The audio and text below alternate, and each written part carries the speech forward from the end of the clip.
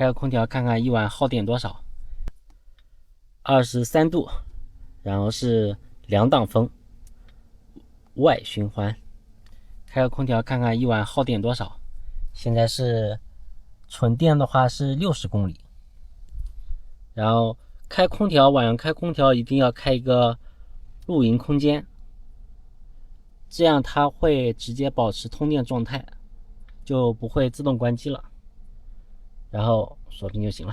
OK， 等到明天看看它的表现。现在是早上的8点35，开空调开了10个小时整。然后我们看看纯电续航，现在还剩下32公里。昨晚开空调时是60公里，然后现在还剩32公里，也就是说一晚上开10个小时，然后掉电是28公里。28公里大致相当于5度电。23度2档风，然后开了10个小时，掉电5度电，也就是说大概2个小时1度电，和冬天开暖风差不多。这个能耗感觉挺正常的，大家觉得呢？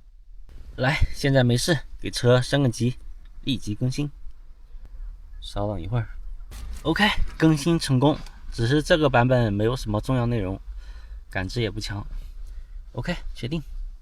看太阳一出来，然后车里就像蒸笼一样，不能待在车里啊。然后我们今天的行程是没有行程，打算在虎林市待一天。然后今天下午估计要下雨，也不想走了。行，现在中午了，然后去吃个饭。来东北怎能不吃铁锅炖呢？加一份小猪盖贝，这个是鸡骨锅。看一下，鸡骨、玉米，然后土豆，还有一个鸡翅根。一大块肉。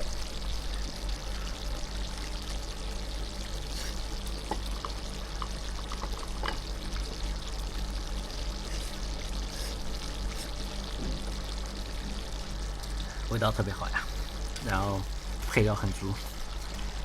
这一锅团做的话才64块钱，还挺划算的。这边是小猪盖贝，然后当主食吧，锅满汤汁。这个是2到3人餐，我一个人估计应该能吃撑。